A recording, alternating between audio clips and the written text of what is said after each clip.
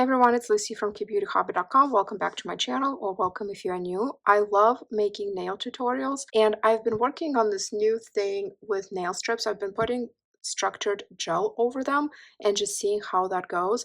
I've been really impressed, so I wanted to make a video. Pardon the somewhat unconventional filming situation here. This is what I have to work with today. I'm sitting on my floor. It's natural light, so it goes from slightly more bright to slightly less bright. Hopefully it stays consistent for the filming. I'm using the Dashing Diva gloss strips today. As you can see, these were purchased from Walmart. Actually, my friend got them for me. They also have a website, and I have a full tutorial in my nails playlist on how to apply these. I will link that in the description box for you to watch if you've never used these before.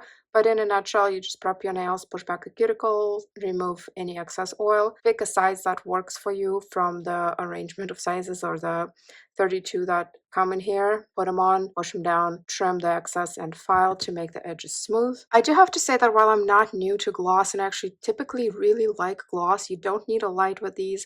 You can just stop with this. I applied these and didn't do anything else yet. But this specific set, or maybe Dashing Diva changed their formula, it is so thin and crappy. It highlights every single ridge on my nail. It was kind of tricky to apply because it was really flimsy when I peeled it. It was just really soft and kind of flappy, if that makes sense. I am used to gloss being a little bit thicker than that, much easier to maneuver, and usually does a great job hiding all the ridges, but it didn't today, which sucks.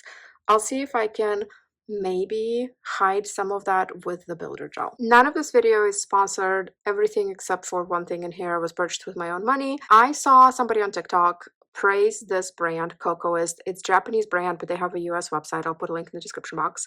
That it is a builder base, but it has a base and a color if you buy a colored one. I bought the clear one, and I've been applying this on top of stickers, Ohora, Dashing Diva, to build them up a little bit and make the nail thicker.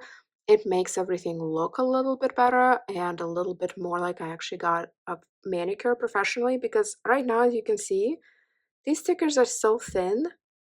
It looks like I put a sticker on. I really don't like it. I actually feel like polish probably would have looked better, but okay, fine.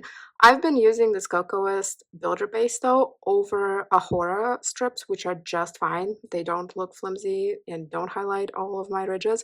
And still, this makes the nail so much stronger and more durable that I've actually been able to grow my nails out a little more than I typically do, and they don't bend or break or anything because the builder base makes them mechanically stronger for the time being while you're wearing it. Obviously, it's not going to long-term strengthen nails, but it will allow you to grow them out. Keep in mind, I'm not a nail professional or anything like that. I'm just an enthusiast. So if you have any critiques, or if you have professional nail tech, if you have any suggestions on improving my technique, please let me know.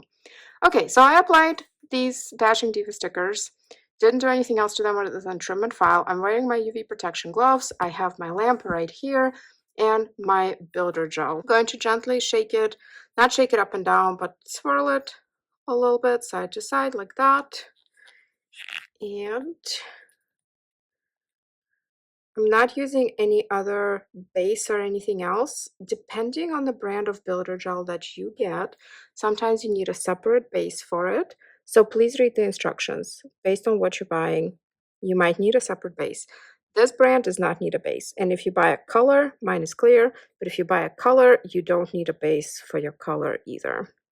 I'm capping the free edge, and the creator I've been watching on TikTok, she says to do a thin, what she calls a slip layer, just a thin layer over the whole nail. And then, and this is where my technique is not perfect, but it's okay. I still like the results, and I'm just going to show you what I do. And you can perfect your technique, and I will be perfecting my technique as I do it more. But we did a slip layer. Now, I'm going to put extra gel right in the middle where typically the nail is thicker if you get it done in a salon. There's that apex. And then I'm going to just kind of a little bit smooth it out to the sides. But I want all of that thickness down the middle.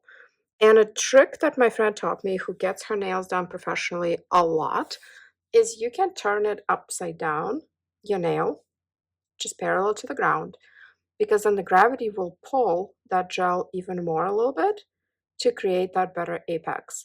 The somewhat inconvenient part of doing this, the whole builder gel situation, is that you really need to cure each nail after you do it. You have to go one nail at a time. Now, I have done it where I did a slip coat over my entire finger for all of them except the thumb, and then did the apex thing on all of them except the thumb, turned my whole hand upside down and kind of did it that way.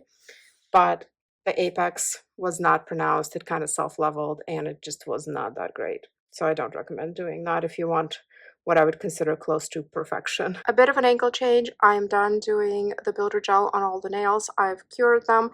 Now we have to do a top coat. I actually did the top coat already on all the nails except one, but I wanted to show you how to do it.